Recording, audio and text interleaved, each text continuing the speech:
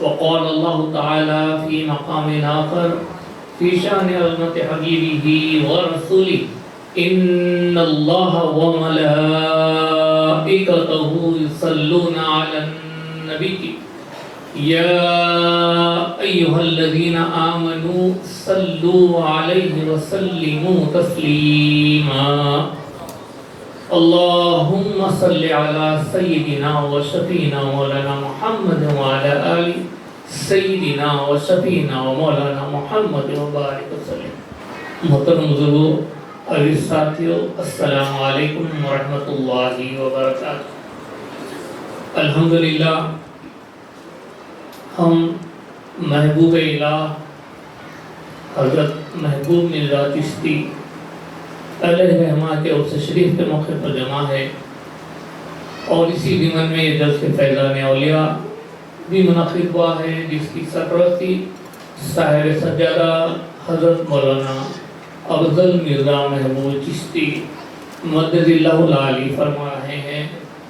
تمام علماء مشائخ یہاں جمع ہیں، اور میں بہت زیادہ تفصیل کی بات کرنے والا ہوں، میری طبیعت بھی ٹھیک نہیں ہے. حضرت کا حکم ہوا ہے دو جملے کہنے کا. محمد بادشاہ نے بڑی سیر حاصل تقریر کی ہے، حضرت کے صاحب عرس کے احوال بھی آ گئے، اولیاء اللہ کی پہچان بھی آ گئی، تمام چیزیں آ گئی. میں دو ہی باتیں عرض کروں گا اور پھر انشاءاللہ عشاء کے نماز سے ہم چلے جائیں گے. اللہ تبارک تعالیٰ کے جو مقرب بندے ہیں ان کے لیے ایک مثال بزرگوں نے ہمیں دی ہے. ایک مثال دی، کیسی مثال دی ہے کہ انسان جو ہوتا ہے دو قسم کے ہوتے ہیں. انسان دنیا میں آپ غور اگر کریں تو پتہ چلتا ہے کہ ایک انسان جینے کے لیے کھاتا ہے، کھانا تو کھاتے ہیں ہم. وہ شخص ایک انسان جینے کے لیے کھاتا اور دوسرا انسان کھانے کے لیے جیتا. دو قسم کے انسان. آپ ذہن غور سے سوچے تو سمجھ میں آئے گا کہ ایک انسان جینے کے لیے کھاتا ہے، اس لیے کھاتا ہے کہ وہ زندہ رہے، وہ اپنے جو بھی کام ہے، جو بھی خدمات ہے وہ کر سکے. اور دوسرا جو انسان ہے فقط وہ دنیا میں کھانے کے لیے زندہ رہتا ہے. تو ہمارے علماء، ہمارے بزرگوں نے، ہمیں مشائخ نے ہمیں یہ بتائی، دیکھو جو غذا ہے وہ روحانیت ہے، اور جو انسان کی زندگی ہے وہ دنیاوی چیز ہے. انسان کا معاملہ یہ ہونا ہے کہ وہ اپنے آپ کو روحانیت سے منسلک رکھے، اپنے آپ کو دنیا میں صرف کھانے کے لیے، اپنے جسم کو تر و تازہ کرنے کے لیے نہیں بلکہ روحانیت کو تازہ رکھنے کے لیے کرے، تاکہ وہ زندگی میں بھی لوگوں کی خدمت کر سکے، اور مرنے کے بعد بھی وہ، کیونکہ اللہ تبارک تعالیٰ جو بندہ رہتا ہے زندہ، اس کو اس کی زندگی کے جو اس کے جسم میں روح رہتی ہے اس کے محدود اس کے اختیارات رکھتا ہے. جب روح جسم سے نکل جاتی ہے تو اختیارات اس کے لامتناہی ہو جاتے ہیں، اس کی کوئی خیر نہیں، خیر سے بالاتر ہو جاتے ہیں. تو اس کے لیے اولیاء اللہ کا کی یہی شان ہے. حضرت محبوب الہ علیہ رحمہ کی کیا میں شان میں ان کو حیدرآباد محمد بادشاہ نے تفصیل بیان کر دی. میں ایک بات یہ عرض کرتا چلوں کہ حضرت ابراہیم ادھم جو ابھی جو سلسلہ جو شجرہ پڑھا گیا اس میں نام تھا، حضرت کا نام. اور اس بزرگ کی اگر ہم تھوڑی سی سیرت کو پڑھنے کی کوشش کریں گے تو بلخ کے بادشاہ تھے. وہ بلخ کے بادشاہ تھے، آرائش کی زندگی تھی آپ کی. لیکن ایک مرتبہ یہ ہوا کہ آپ کسی کام سے باہر گئے تو آپ کے بستر پہ آپ کی جو کام کرنے والی لونڈی ملازمہ تھی وہ بستر پہ تھوڑی دیر کے لیے بیٹھ گئی، لیٹ گئی.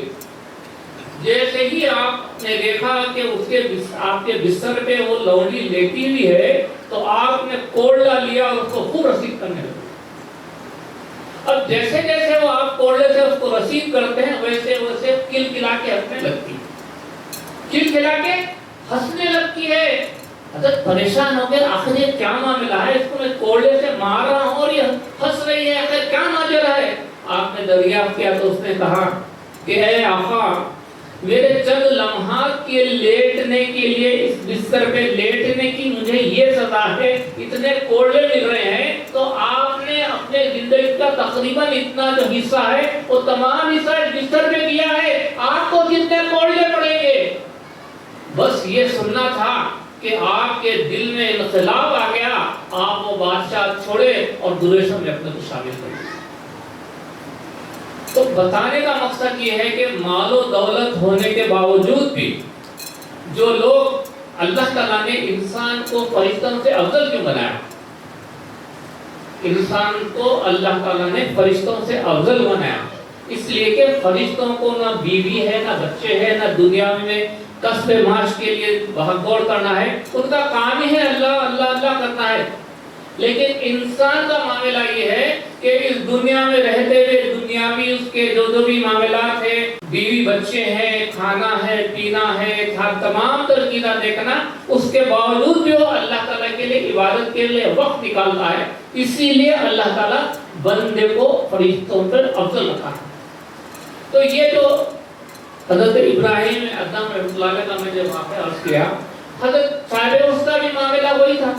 آپ کے پاس تو ایسی زندگی، ایسی آرائش کی زندگی تھی، لیکن جیسے آپ نے محمد پاشا سے سنا کہ بزرگوں کا ایسا، والدین کا کچھ ایسا اثر تھا، انہوں کی ایسی پرورش ہوئی کہ اتنے مال و دولت میں زندگی گزارنے کے باوجود بھی آپ نے للہیت کے ساتھ ایسا ناطہ اپنا جوڑ دیا کہ آج ہم محبوب اللہ کہنا ہے۔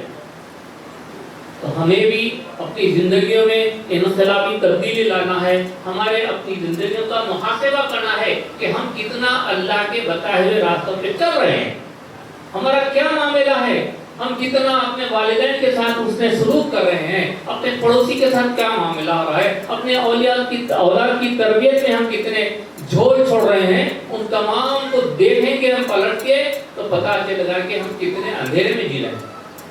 اور ان بزرگوں کے ساتھ وابستگی ہو جائے، ان بزرگوں کے پاس آ جائیں تو ہمارے وہ جو اندھیرے دل پڑے ہوئے ہیں، ان اندھیرے دلوں میں اللہ تعالیٰ روشنی جگہ دے گا اور ہماری زندگی میں تبدیلیاں آ جائیں گی۔ میں ان چند کلمات کے ساتھ صاحب سجادہ کی زندگی اور آپ کی عمر شریف کی درازی کے لیے دعا کرتا ہوں کہ رب العالمین حضرت کا سایہ دراز فرما دے اور تمام جتنے لوگ ہیں آپ کا فیض جو ہے خوب جاری فرما دے اور عام فرما دے، اور ہم تمام کو اللہ اس کے رسول کے صدقے میں، اس کے رسول کی، اللہ کی اس کے رسول کی ہدایت پر عمل کرنے کی توفیق عطا فرما۔ وآخر دعوانا الحمدللہ۔